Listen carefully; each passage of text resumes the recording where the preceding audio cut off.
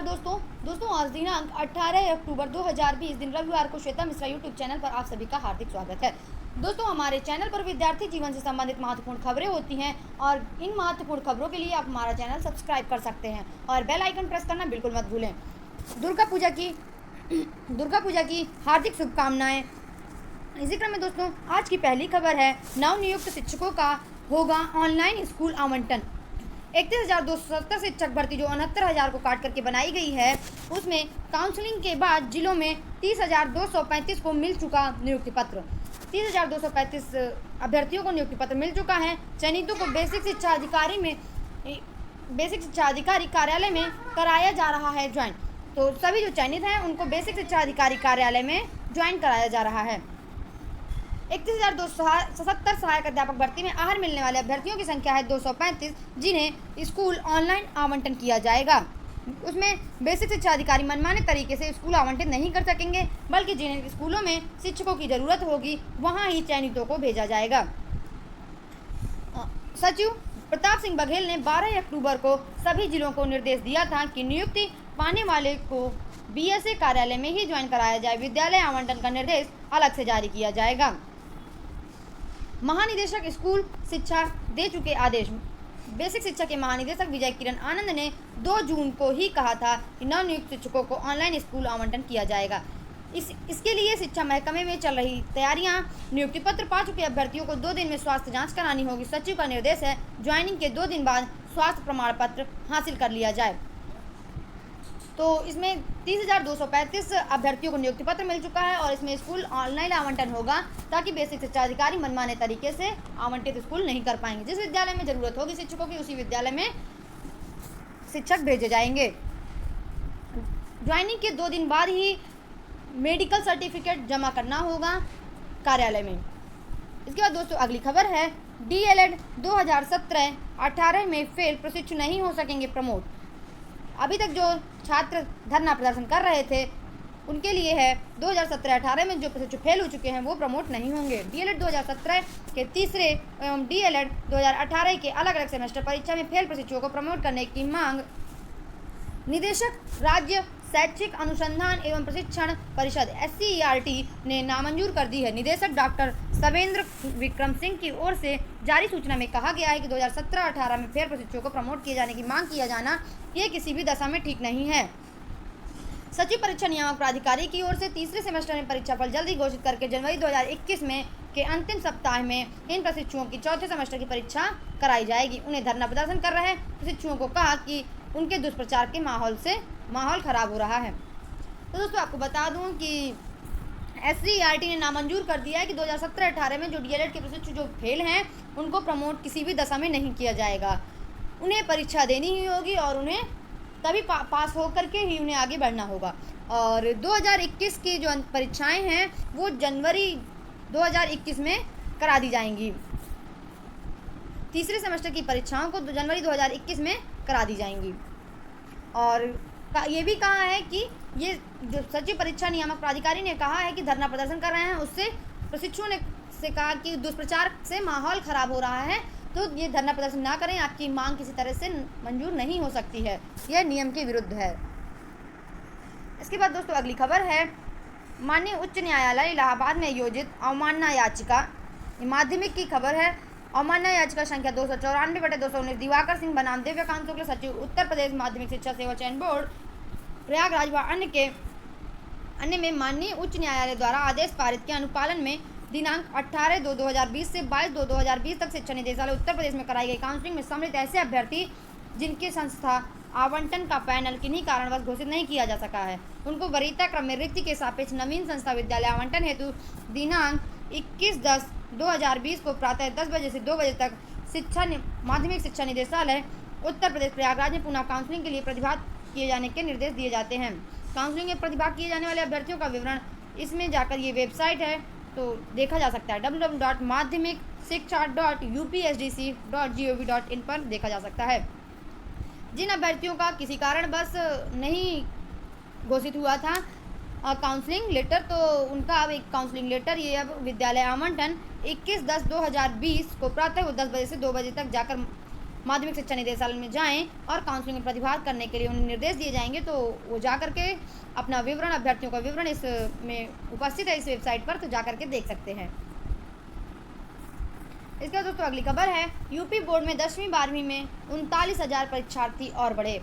UP board में 10वीं 12वीं में 39,000 परीक्षार्थी बढ़े। कोरोना काल के चलते परीक्षार्थियों की संख्या लगभग कम होती जा रही थी। 2021 के लिए करीब 39,000 परीक्षार्थी और बढ़ गए हैं। कोविड-19 के कारण कॉलेज नहीं खुले थे और 30 सितंबर को परीक्षा फॉर्म भरने का कार्य पूरा हो गया था। माध्यमिक कॉलेजों के प्रधानाचार्यों के अनुरोध पर बोर्ड प्रशासन ने 16 अक्टूबर को मध्यरात्रि तक विलंब शुल्क के साथ परीक्षा फॉर्म भरवाने के लिए वेबसाइट खोली थी। वहीं कक्षा 9 और 11 में प्रवेश के लिए छात्र छात्राओं के पंजीकरण इन दिनों चल रहा है। सचिव दिव्यकांत शुक्ल ने बताया कि हाई स्कूल परीक्षा 2021 के लिए 29,85,973 संस्थागत, 17,498 व्यक्तिगत सहित कुल 30,03,471 ने परीक्षा फॉर्म भरा है। ऐसे ही इंटरमीडिएट 2021 के लिए कुल मिलाकर के 25,70,600 फॉर्म भरे गए हैं। कुल परीक्षार्थियों की संख्या बढ़ाकर 55,74,071 हो गई है। तो लगातार आप देखेंगे यूपी बोर्ड में संख्या प्रतिदिन कम होती जा रही है और कोरोना काल के चलते और संख्या कम होती गई है, लेकिन ये आंकड़ा दिया गया है लगभग इतने परीक्षार्थी जिन्होंने परीक्षा फॉर्म भरा है और इतने अभ्यर्थी ही परीक्षा में बैठेंगे। इसके बाद अगली खबर है, कल से 9वीं से 12वीं तक की कक्षाओं का होगा संचालन। सोमवार से कक्षा 9वीं व 12वीं तक के कक्षाओं का संचालन के लिए शनिवार को जिले के सभी तहसीलों प्रधानाचार्यों की बैठक हुई है। शहर के लोकमान्य तिलक इंटर कॉलेज में माध्यमिक विद्यालय के प्रधानाचार्यों की बैठक जिला विद्यालय निरीक्षक डॉक्टर सर्वदानंद की अध्यक्षता में हुई। यानी कि आपको ये खबर पहले ही बता दी गई है कि 19 तारीख से 2 पालियों में विद्यालय खुलेंगे और 9वीं से 12वीं तक के विद्यालय खुलेंगे। इसमें अलग अलग पालियों में विद्यालय खुलेंगे और अभिभावकों की सहमति पर ही छात्रों को स्कूल में प्रवेश दिया जाएगा। अभिभावक से लिखित सहमति ली जाएगी, तब विद्यालय में छात्रों को प्रवेश दिया जाएगा और अलग अलग टाइम पर प्रवेश और अलग अलग दरवाजे से निकासी द्वार बनाया जाएगा। प्रदेश में लागू होगा बनारस का शिक्षा मॉडल। बेसिक शिक्षा विभाग ने सेवापुरी ब्लॉक में की थी मेरा घर मेरा स्कूल की पहल। अब प्रदेश में बनारस का शिक्षा मॉडल लागू होगा। इसमें घर घर जाकर के बच्चों को पढ़ाया जाएगा। ऑनलाइन ना पढ़ने वाले बच्चों को मेरा घर मेरा स्कूल अनोखी पहल चलाकर घर घर बच्चों को पढ़ाया जाएगा। इसके बाद जीआईसी में शिक्षकों का हंगामा। जीआईसी में भीड़ लगाकर ज्वाइन करते नवनियुक्त शिक्षक। ये जीआईसी का जो रिजल्ट आया है उसमें नवनियुक्त शिक्षक हैं जो कि ज्वाइन कर रहे हैं। काउंसलिंग और नियुक्ति पत्र लेने के लिए आने वाले शिक्षकों की ना तो थर्मल स्क्रीनिंग हुई है और ना ही कोरोना की जांच और ना ही सोशल डिस्टेंसिंग का किसी ने पालन किया है। अव्यवस्था का आलम देखकर कर्मचारी भी चुप्पी साधे खड़े हुए थे। तो ये इसमें नवनियुक्त शिक्षकों का ज्वाइनिंग लेटर लेते कुछ तस्वीरें हैं। प्राचार्य भर्ती परीक्षा के प्रवेश पत्र जारी। प्राचार्य भर्ती उत्तर प्रदेश उच्चतर शिक्षा सेवा आयोग ने विज्ञापन संख्या 49 के तहत प्राचार्य भर्ती की लिखित परीक्षा के प्रवेश पत्र शनिवार को जारी कर दिए हैं। शनिवार को प्रवेश पत्र जारी कर दिए हैं। प्राचार्य भर्ती परीक्षा के प्रवेश पत्र आयोग के पोर्टल पर उपलब्ध हैं। उसमें जाकर अभ्यर्थी अपना प्रवेश पत्र डाउनलोड कर सकते हैं। प्राचार्य के 290 पदों पर भर्ती के लिए लिखित परीक्षा 29 अक्टूबर को प्रयागराज के विभिन्न केंद्रों में आयोजित की जाएगी। परीक्षा इसकी 29 अक्टूबर को है, विभिन्न केंद्रों में आयोजित की जाएगी और इसके बाद परीक्षा में शामिल होने के करीब 1000 अभ्यर्थी पंजीकृत हैं। चयनित अभ्यर्थी की नियुक्ति प्रदेश के अशासकीय महाविद्यालयों में की जाएगी। 1000 अभ्यर्थी लगभग आवेदन किए हैं 290 पदों के लिए, तो उसकी परीक्षा 29 अक्टूबर को है और आप आयोग की पोर्टल में प्रवेश पत्र जा करके देख सकते हैं, अपना डाउनलोड कर सकते हैं। इसके बाद अगली खबर है, गलती सुधारने के आश्वासन के बाद खत्म की भूख हड़ताल। मामला है 69,000 शिक्षक भर्ती का। उसमें जिन अभ्यर्थियों की त्रुटि हो गई थी, मानवीय त्रुटियां हो गई थी, छात्रों का अभ्यर्थियों का कहना है कि मानवीय त्रुटियों का संशोधन की मांग को पूरी लेकर के भूख हड़ताल शुरू की थी। आंदोलन कर रहे अभ्यर्थियों को कहना है कि भ्रष्टाचार, अपारदर्शिता व आरक्षण लागू न करने के खिलाफ लड़ाई जारी रहेगी। भूख हड़ताल पर बैठे अमर बहादुर गौतम से बेसिक शिक्षा सचिव प्रताप सिंह बघेल ने फ़ोन पर बात की और उन्होंने त्रुटि संशोधन करने की मांग को पूरा करने व बाकी सवालों पर उचित कार्रवाई करने की बात कही। जिसके बाद शिक्षक संघ के सचिव प्रेम सागर व इंसाफ मंच के संयोजक डॉक्टर आरपी गौतम ने जूस पिलाकर भूख हड़ताल तोड़वाया। भूख हड़ताल का नेतृत्व कर रहे अमर बहादुर गौतम ने कहा कि आज भूख हड़ताल समाप्त किए हैं, लेकिन अन्य सवालों पर हमारी लड़ाई जारी रहेगी। भूख हड़ताल में कुछ अभ्यर्थी उपस्थित थे।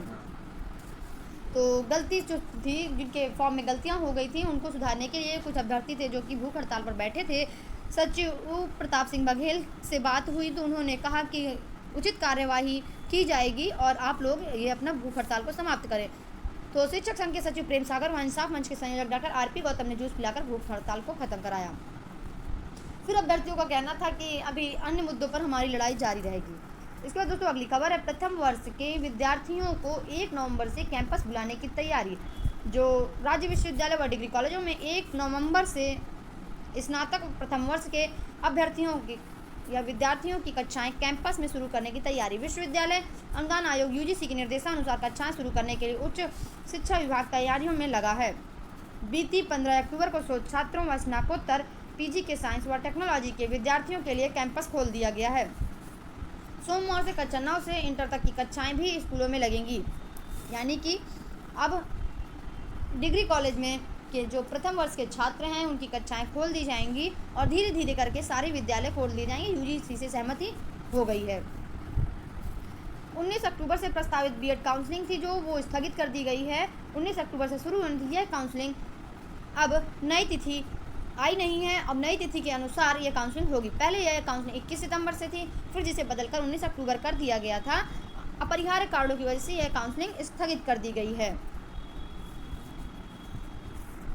इसके बाद दिव्यांग आरक्षण पर अगली सुनवाई 21। यह भी मामला 69,000 शिक्षक भर्ती है। 69,000 शिक्षक भर्ती में देखिए 21 तारीख को फिर से दिव्यांग आरक्षण वाली सुनवाई होनी है। 69,000 शिक्षक भर्ती में 69 केस हैं और जिनमें 31,270 सीटें लगभग भर गई हैं। अब मामला है पीसीएस का। यूपी पीएससी में छात्रों की मांग है कि जो बाहरी अभ्यर्थी हैं, जो बाहरी प्रदेशों से आ रहे हैं, उनको 5% उनका कोटा तय हो, क्योंकि अगर कोटा नहीं तय होता है तो वो लोग बाजी मार जाते हैं और यूपी का छात्र रह जाता है।